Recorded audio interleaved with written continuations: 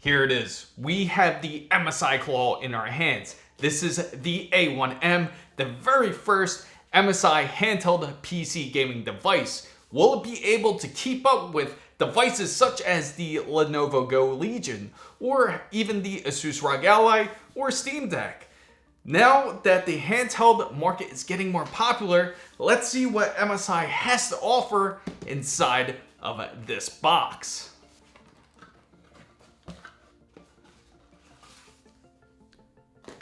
Looks like it comes with the manual.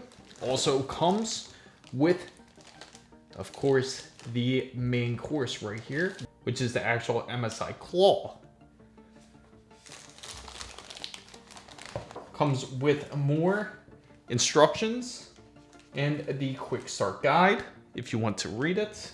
A 65-watt charger, which is the official MSI USB-C charger. And it doesn't look like it's detachable. And it looks like it even has a AC adapter, surprisingly. Almost looks like to a power supply. Now, I didn't realize when I first unboxed it, this isn't just similar to Asus's ROG Ally's AC adapter, but instead you gotta plug in a AC port in order for it to charge up. So it's not going to be a power brick. Instead, you gotta plug this in to make sure you charge up your MSi Claw here. Now, surprisingly enough, it doesn't come with the stand or anything to sit this on. It would be nice to, so in place, so I can properly display the exterior to you, I will be using the Asus ROG Ally stand that we do have. We're gonna plug this in first to make sure that we properly charge the device, and then we're gonna talk about the chassis of the MSi Claw and why it's so different. And it should have a LED light, I would imagine. It doesn't look like it's on the actual AC adapter. Take a look at that. It looks like it actually has some sort of film to cover the display, and it's really light actually holding it. It's a beautiful device here. And the way when you grip onto the MSi Claw, it's supposed to fit everybody ergonomically. It doesn't matter if you have small or big hands. They did a survey of thousands and thousands of people of just the natural grip on a device. So naturally, when you're holding a controller, it contours around the palm of your hand. And that's what MSI wanted to do. This is something that feels so comfortable in hands. And I remember how I felt just gripping it when I was at CES. So I'm excited to see what the MSi Claw does offer. So let's charge this up, and it looks like it is right up here. I would highly recommend to fully charge up the device before powering it on. It doesn't have any specifics, but at least wait till the battery's full. It fits pretty much perfectly. It's actually a little bit thinner than the Asus ROG Ally, so it kind of just like fits right in there kind of loosely, but it is charging nevertheless. The chassis is made of practically plastic. It's nothing special. There's no type of aluminum or steel. If you notice, it has the speakers, and the joysticks are much more shorter than I would think. And what I really like about the joysticks that the MSi Claw does offer is that they're actually Hall effect. Same with the triggers, they're Hall effect. This is something that we've all been wanting, is Hall effect joysticks and triggers. So if you don't really care for taking apart a device, then this is something to look forward to. On the back, it does have the similar macros for where you can set like L3 and R3, for example, where you can set them inside the MSI Center M, which we will get to in a little bit once this device charges up. It also has this really awesome MSI logo on the back of it. I love that. What I'm interested about is how the heat exhausts from the back of the device. Now, it exhausts up here on the top as well, but it exhausts on the back. So hopefully it doesn't get too hot, especially while gaming for long periods of time.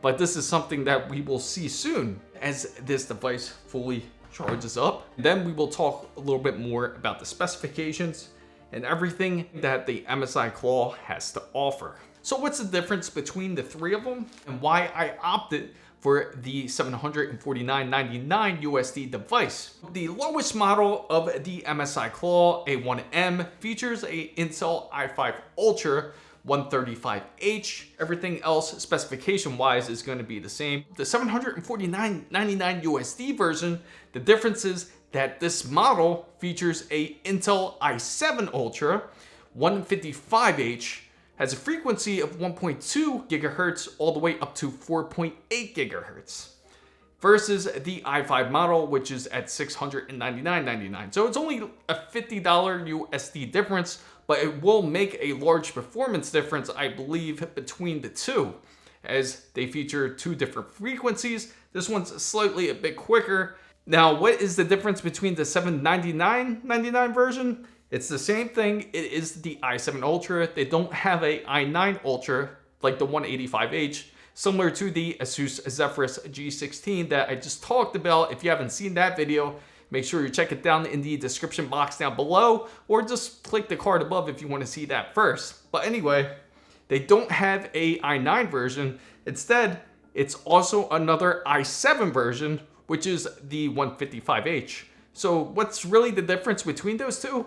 This one features 512 gigabytes of storage, and the $799.99 version features 1 terabyte of storage. So if you don't really want to mess around and increase the storage, then by all means, purchase that model. If you don't mind messing with your device and taking it apart and upgrading your storage yourself, it's better to go the $749.99 model, or you can opt for even the $699.99 model if you don't mind the difference in the device.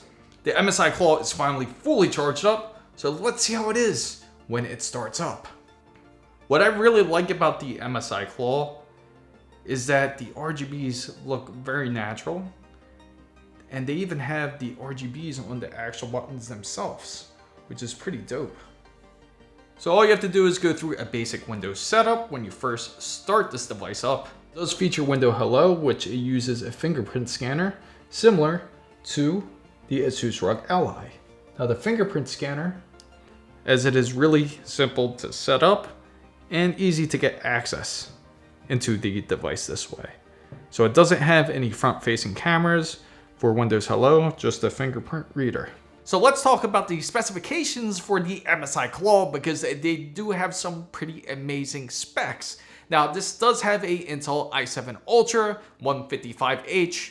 It has up to 8 efficiency cores, 6 performance cores. It has Intel Arc graphics up to 8 cores. So I'm curious how well it can perform compared to AMD's Z1 Extreme. 16 gigabytes of LPDDR5, which is non-upgradable, so you cannot just go in and change the RAM inside of this device as it is soldered in. Specific device has 512 gigabytes of SSD, which it can go up to 1 terabyte if you choose to go that route.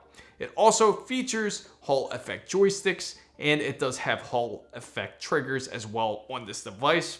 Intel's Meteor Lake does also feature AI Boost, which has a NPU built in to help the efficiency inside of this device. It also features a 53 watt-hour battery, which is the largest compared to all PC handheld devices.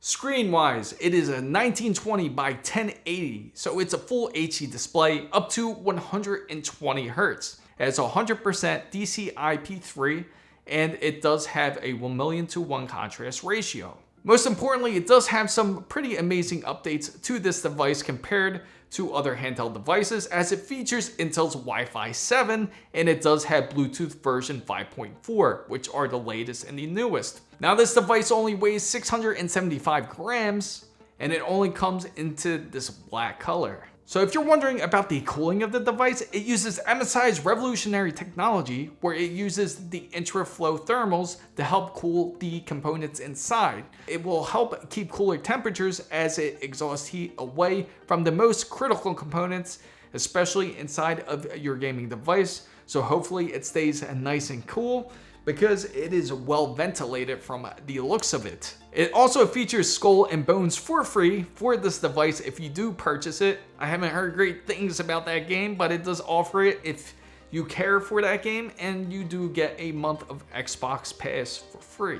OS wise, it features Windows 11 Home. I don't really think you need anything more than that for this device. Of course, it has an on-screen keyboard, and it has a few other important keys that you will use, such as the MSI Home button, and it also has the volume rocker up here on the top of the device while this updates Windows. So it's going to take a little bit, and I'm curious to see how the games will run, how Steam will run. I am a fan of a lot of the parts that MSI did contribute to, which can be appreciated. I'm going to give you a proper review about the MSi Claw A1M. I've been with this device well over 96 hours straight of just usage, benchmarks, gaming. The thing I will mention is about the exterior of the chassis of the device. The MSi Claw A1M does have some very nice features, such as Thunderbolt 4. On the top of the device, it does have a fingerprint scanner. It's the same as where the power button is. It also has a micro SD card reader, and it has volume rockers up on the top. And right next to the volume rockers are a 3.5 audio jack. On the back of the device, controller-wise, it's standard Xbox controllers, but there is 2 extra triggers in the back of the device, also known as MSI's macros, which is M3 and M4, which I will get into a little bit about it. The way the material is, of course, it's a plastic material, and the good thing about this type of material, sure, it can feel slippery when it is in your hand. The way it is to grip on all sizes, no matter how tall or short you are, or how big your hands are, really, you can grab the top end for people who have a smaller grip, and for those who have a much larger grip, could grip on the bottom end of the device. Another thing about this device is it's really easy to swap out the SSD. You can take off the back plate of the MSi Claw A1M, and once you do have to remove the battery, and you also have to remove the dual fans that it has in the back of the MSi Claw. Once you do that, you will have access. You will see a Wi-Fi card. You will see also the 2230 drive NVMe. It is swappable. It's a little bit more work, but it isn't hard. Now let's go into the MSI M Center, because I want to talk to you about their software. Now all you have to do is to go into the M Center, you just hit this key right here. Once you hit that key, you will enter into the MSI Center. There you will experience your game launchers, and you will also experience your client launchers as well, such as Steam, or EA Games, Ubisoft, whatever launchers that you want is on the top of the screen. Then from here, you got the user scenario where you can select your different performance modes, such as performance balance, AI mode, battery saver mode, and then over next to it, you have your control mode. Now, with control mode is where I'm kind of disappointed. Here you can set your typical macros when it comes to controls, but it's not specific for each game. This will be across all the boards, no matter what type of game that you play. So when you go into the control mode, you got gamepad mode, you got desktop mode, and they even already set the dead zones for you when you do select the joysticks. 5% dead zone and a 95% outer threshold, but it works perfectly great because wait till I show you the accuracy of the joysticks when it comes to the MSi Claw, which is one of the things that MSi Claw can really boast about. The only annoying thing about using the control setup is that when you do go into it and you set the macros, they are exactly that. It records the key that you want for the M3 or M4 key, or M3 or M4 trigger, or however you like to call it. It records the key instead of actually setting the key. So for example, if you just want B, it's not as simple as that. It has to record you pressing B in order for you to record that macro for the back of this device. And the haptics are really amazing. It's probably one of the best when it comes to haptic feedbacks on a PC gaming handheld. Here you got your quick settings editor, which is practically like the control panel that you have, and which I will show you momentarily. There you can switch up the different tiles that you want. And the good thing I really like about the GUI is it's really easy to understand, as MSI wants you to use their GUI instead of going into Windows to simplify the process of you going into a game or whether you choose to go into a launcher. Here is the Bluetooth setting. One problem that I did find with the MSI Claw is when you do set up, say, a Xbox controller to the device, make sure you go into the Steam Big Picture mode and then go into the game that you want with your actual controller. Because if you do not, and you choose to just go into the regular launcher of Steam, and you go into a game, any type of game that you choose, whether it is Call of Duty, Helldivers, Dragon's Dogma 2, if you go into any of those games, make sure you go into the big picture mode when you do use a controller. Otherwise, it will not recognize the controller. Instead, you will still have to control by hand with the MSI Claw A1M. Here is your Wi-Fi networks where you can set it up. Here are your settings where you can set the different audios, where it has its customized audio. They have what's called Nahimic audio, which is really decent, but then it does have its issues. The noise canceling also has their issues as well when it comes down to the MSI Claw. Now here is where you go into the live update. When you do first use the MSI Claw, you will have a ton of updates. Then it becomes kind of non-responsive. It's pretty annoying because you're thinking that there is an immediate issue with the device, but there isn't. It's just that there's a ton of updates through the MSI M Center, and there's also updates with Windows updates as well. So give it a little bit of time. It takes like a good hour for the updates to finally finish. And if you press this key here is where you can actually go to the quick settings. It's really nice. I love how they set up the GUI and the tile interface. It just feels really comfortable and it's super responsive. It's easy to say end task. I love that. I love the power button that's right there because then you can just put the device straight to sleep instead of trying to navigate on a multi-touch screen, especially navigating on a smaller Windows 11 device. It's much easier just to go into the tiles to shut off your device. But one thing I didn't like personally about it is when you use MSI's real-time monitoring, they don't really give you that great of info. It would be nice if they added temperatures because that is something I feel that is critical when you use something like a PC portable gaming device. This quick settings is customizable. It's not highly customizable, but it's customizable to the point where it's easy to deal with. How well did the MSI Claw A1M perform when it came to synthetic benchmarks? And how well did it do when it came to frame rates when it came to gaming?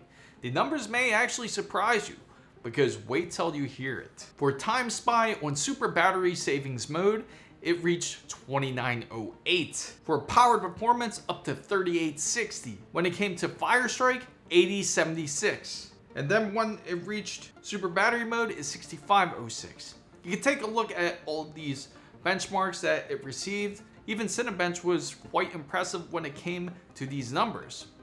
But temperature-wise, if you're curious about that, I've seen the Intel 155H reach as high up to 103 degrees Celsius. Don't panic, don't worry, because the maximum that the 155H can reach is 105 degrees Celsius. Luckily in game, I haven't seen any issues with that just quite yet. I tested a bunch of games where you can take a look at the scores and the different FPS that are received in each mode. It's quite impressive, right? But how is it when you do play the MSI Claw A1M in game? I tried it powered. I also tried it with an external monitor, so I gave it all different variations so I can give you a more thorough and accurate review about this device. Every once in a while you run into little issues, but then again, this should just be Call of Duty itself. I do gotta say what is really nice, even though it has all this heat to ventilate from, you really don't feel that much heat generating from the device, which is nice. It's very comfortable to play on. So you don't have to worry about your hands burning while you're holding the game.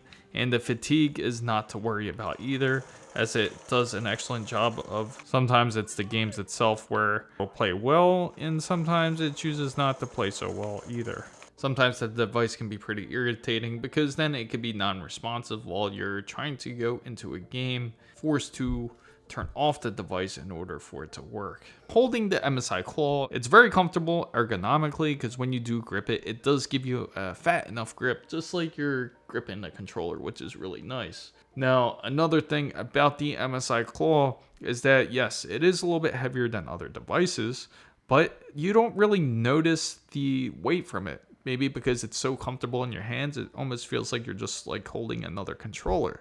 Interesting aspect of the MSI Claw is it's surprisingly quiet when you game. Even if you're on a game where it takes a lot of power or requires a lot of graphics, it actually does really well in responding. Shadow of Tomb Raider, I'm getting a decent 30 to 35 frames per second during performance mode, and it still just amazes me how quiet it is. But again, it is quite an impressive device.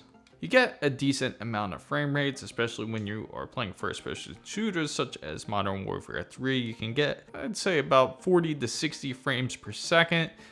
Once in a while, you can get up to 70 frames per second. When you play games such as Helldivers, expect to have frames between about 30 to 35 frames per second. Experience has been pretty good.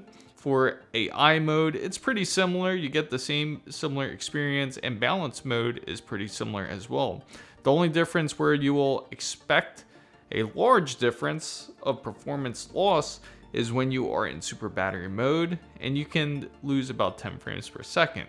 Now you're going to be gaming relatively around 30 watts every time you are in performance mode, AI mode, balance mode. It's typically between 28 to 30 watts. And the heat can go up as high as up to 98 degrees Celsius, but on average, you'll see it touch around 80 to 85 degrees Celsius. Every once in a while, you'll run into issues such as the MSI M Center because sometimes I'll turn on the noise canceling and now you don't hear any noise in game. So that can be a bit irritating when you are playing. You get annoyed with during gameplay, you would have to minimize the game in order for you to get into MSI M. The MSI Claw can hook up via USB-C to a display. So it's similar to DisplayPort, and you can enter games such as Helldivers too, or you can enter games like Call of Duty. This is the PG34WCDM. If you're interested in taking a look at this monitor, it's a really awesome OLED monitor. Check out the card right above if you want to see more about it. Right now, this monitor is an ultra-wide monitor, but currently I have it set to 27 inches, as you can set it to different modes such as widescreens or into esport mode. Now this is on maximum performance mode. Now the current graphics I have it set at are at the lowest mode for Helldivers, because it seems that I can get about a steady 25 to 30 frames per second in Helldivers on the lowest mode. But other than that, it goes between 79 to about 95 degrees. The max temperature I've ever seen the MSI Claw so far is go up to 103 degrees Celsius. The maximum of the i7 Ultra, it can go up to 105 degrees Celsius before it starts to throttle. And do you really get any fatigue when you're holding the MSI Claw? Even though this device is heavier than some other PC gaming portables, because of the grip, you don't really notice the weight too much. It actually just feels like you're holding a controller in your hand, which is a very nice feature of the MSI Claw A1M. And I do also have some news about the SD card that you guys are more than likely curious about if that actually works. Well, I installed Helldivers 2 on the SD card, and it plays perfectly well. There's no issues at all, and I haven't experienced any overheating on the SD card side. It seemed to keep relatively cool. So there's no issues when it comes to the SD card for the MSI Claw, which is the great news. Now, when it comes to games, it can be pretty picky. When you're playing games such as Metro Exodus, or you're playing games such as Cyberpunk 2077, don't expect the best frame rates out of it. Performs well, don't expect to get 80 or 90 frames per second, even with the low settings. Expect more of about 20 to 30 frames per second when it comes to those types of games. The most important feature when it comes to portable gaming is having the portability. How long does the battery last? Sure, it has 53 watt hours, but does that really mean anything? Well, let me tell you, I did come up with the numbers, and I've used it on the maximum performance mode, and I reached about 1 hour and 17 minutes on maximum performance. When I've used it on super battery saver mode, I've reached as much as 1 hour and 43 minutes of usage. Everything else, balanced mode and performance mode, they were relatively similar. AI mode reached 1 hour 18, balanced mode reached 1 hour 18, because it would default and go into the Intel processor. It would use the 155H and would default the wattage to 30 watts, 28 to 30 watts. As soon as you turn it into something like super battery mode, that was the only mode to where you can set it, or where it would set to 20 watts of usage. And again, when you are in super battery mode, it isn't as smooth gameplay. So keep that in mind.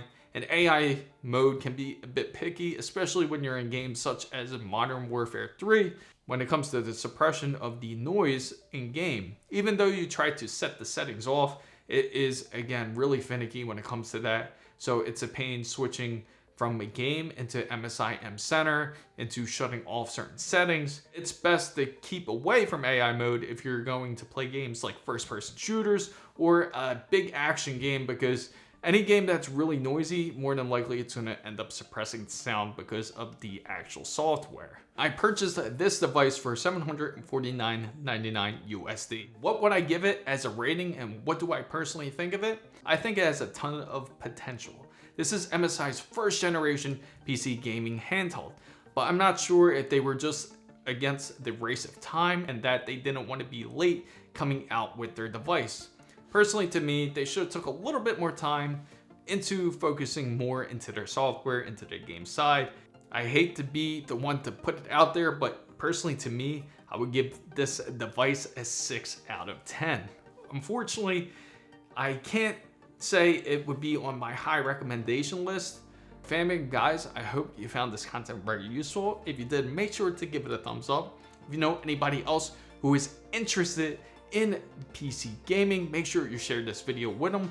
And also, if you're not part of the Big Wonderful Fan Band, make sure you go down and hit the subscribe button for more. And don't forget to hit the notification bell. If you're interested in the MSi Claw A1M, I do have it in the description box down below. If you're not following me here on Twitter, which is right here, which is the same as my TikTok and Instagram, if you want to follow that as well for all the latest and breaking news.